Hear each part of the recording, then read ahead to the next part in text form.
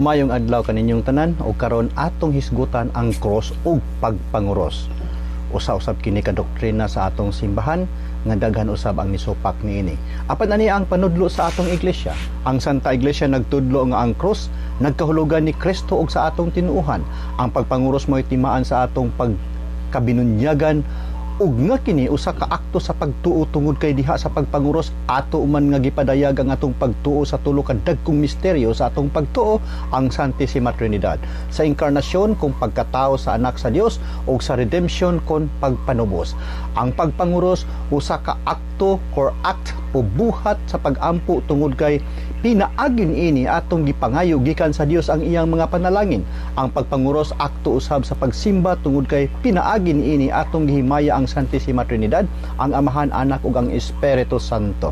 Ang kahulugan sa atong pagpanguros mao ang mga kasuguan sa Dios atong ibutang sa atong hunahuna, sa atong kasing-kasing ug sa atong buhaton ug ikinabuhi. Ang simbahan naghatag og indulhensya partial sa muhimo sa panguros diha sa kahimtang sa grasya.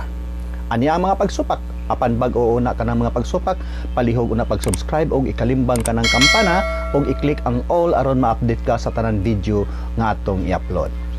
Unang pagsupak, ang krus dili angay nga pasidunggan tungod kay giingon sa kasulatan tinunglo ang gibitay sa kahoy, Galacia 3:13. Ang pagpanguros mo ay patik sa mapintas nga mananap, gipugo sa mananap nga mapatikan ang tanang tao, inila og dili inila, dato og kabos, ulipon og dili ulipon, diha sa tuo nilang kamot og agtang. Pinadayag 13:16. Ang mga Katoliko inay nga si Kristo mao'y simbahon, ang krus na hinuon ang gisimba kay diha sa ilang basahon sa pagampo nagkanayon simbahon sa makalibo ang santos nga kahoy. Way mabasa sa Biblia nga si Hesus nagsugo sa pagpanguros. Tubag, tinuod nga kaniadto ang krus simbolo sa pagkatinunglo tungod kay mauman kini ang gibitayan sa mga kriminal, Galacia 3:13. Apan ang plano sa Dios sa pagluwas kanato mao ang pinaagi sa iyang kamatayon dito sa cross. Gihimo kini ni Kristo ang pagpalansang sa cross aron ang panalangin nga gisaad sa Dios ngadto kang Abraham ikahatag ngadto sa mga dili Hudiyo pinaagi kang Kristo Jesus aron kita makadawat sa espiritu nga gisaad sa Dios pinaagi sa pagtuo, Galacia 3:14. Naagi sa kamatayon ni Kristo sa cross nahimo kining simbolo sa atong kaluwasan. Alang niadtong nangawala ang kaasuyan sa cross binuang, apan alang niadtong linuwas kini gahom og kaalam sa Dios. Unang Korinto 1:18. Ang krus gigamit nga timaan sa atong pagkasumusunod ni Kristo. Kung buot kamong musunod kanako, pas-ana ninyo ang inyong krus matag adlaw og sunod kanako, Mateo 16:24. Ang krus nagpasabot usab sa pagtulon-an ni Kristo nga gisupak sa daghang mga tao. Dunay daghang mga magtutuo kansang pagkinabuhi sukwahi sa tuyo sa kamatayon ni Kristo sa krus, Filipos 3:18. Ang krus nagpasabot sa bag-ong kinabuhi uban ni Kristo. Ang mga tawhanong kailibgon o mga pangandoy gilansang na sa krus sa mga tao nga iya na ni Kristo Jesus, Galacia 5:24. Tungod niini si San Pablo nagpasigarbo sa krus ni Kristo ug gipatik kini diha sa iyang lawas.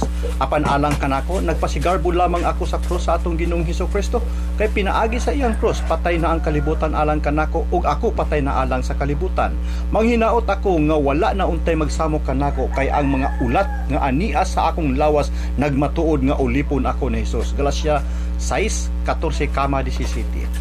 Diha sa daang tugon gisugo sa Dios nga kini nga timaan ipabutang isip pagpahinumdum sa kasuguan sa Dios. Itudlo kini sa inyong kabataan, hisguti kini kun anaa kamo sa inyong balay o magpanaw kamo o sa dayon na ninyong katulog o sa pagmata ninyo sa buntag.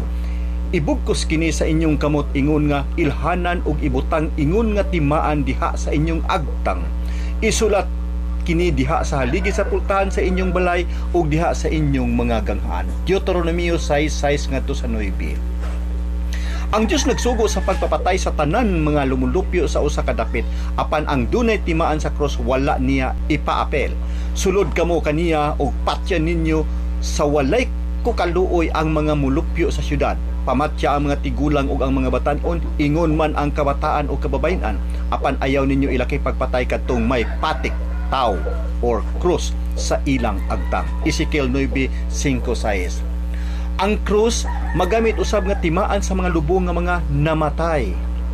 Usa ka magtutuo, sama kamo sa lubong nga walay timaan, nga wala lamang hibaloi sa mga tao nga ila di ay gitamakan. Lucas 11:44. Ang krus mao ang timaan sa anak sa tao nga mopasiuna pagpakita sa iyang ikaduhang pagbalik. Unya motungha sa langit ang timaan sa anak sa tao, Mateo 24:20. Mahitungod sa panguros, ang mga linuwas gipatik diha sa ilang agtang ang ngalan sa amahan ug sa anak, kansang mga agtang gisulatan sa iyang ngalan ug sa ngalan sa iyang amahan. Pinadayag 14:1. Makakita sila sa naong niya ug ang iyang ngalan isulat diha sa ilang agtang. Pinadayag 22:4. Ang Espiritu Santo ipatik usab.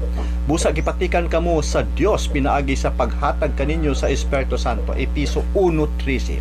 Kay ang Espiritu mao ang patik sa Dios diha kaninyo, ilhanan nga kamo iya na o garantiya nga moabot ang adlaw nga luason kamo sa Dios. Efeso 4:30. Dugang mga tubag. Ang gipatik diha sa pinadayag 13:16 mao ang ngalan sa mapintas nga mananap. Wala makapamalit o makapamaligya gawas ni adtong may patik sa ngalan sa mananap. Pinadayag 13:17. Apan diha sa pagpanguros, ang ipatik mao ang ngalan sa amahan o sa anak o sa Espiritu Santo. Mateo 28:19. Busa dili kini motokma. Ang pag-ampo nga nagkanayon, simbahon sa makalibo ang santos nga kahoy. Usa kini kahubad pamulo nga gitawag og metonymy, nga ang ranggo, titulo, kahimtang ug kabtangan ang gigamit sa pagpahayag nga mao ang panag-iya sa maong nahisgutan sa unahan, sama pananglit sa pag-ingon nga nailog ang korona sa hari nga nagpasabot sa hari nga nabuntog. Sa kasulatan ang Dios miingon, tahuran ninyo ang akong sanctuaryo, Leviticus 19:30. Ang ipatahod dinhi mao ang sanctuaryo nga nagpasabot sa Dios nga nagpuyo diha sa iyang sanctuaryo. Daygan ninyo ang Dios og simbaha ang iyang tumbanan, kay kini balaan, Salmos 99:5. Ang ipasimba dinhi mao ang tumbanan apan nagpasabot kini sa Dios nga nagtunob. Busa ang pag-ingon nga simbaha ang simbahon ang cross, ang gipasabot ini mao nga si Kristo nga gilansang diha sa cross.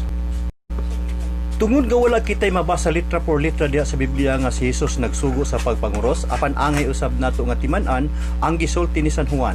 May daghan pang butang nga gibuhat si Jesus nga wala masulat ni ining basahona. Juan 21:25. Ang pagpanguros usa ka balansayon sa unang mga Kristiyanos nga atong nadawat gikan sa tradisyon kon mga pagtulon-an sa mga apostoles nga binaba. Ang kasaysayan nagtudlo kanato sa karaan ni ining maong balansayon nga nagagikan sa mga apostoles. Ang unang mga pagbansay sa karaang iglesia, ang timaan sa krus ug ang pagtahod sa lawas sa mga martir, nagsukad sa karaang kaayong panahon, sukad sa panahon sa mga apostoles. World History by O'Brien, page 146.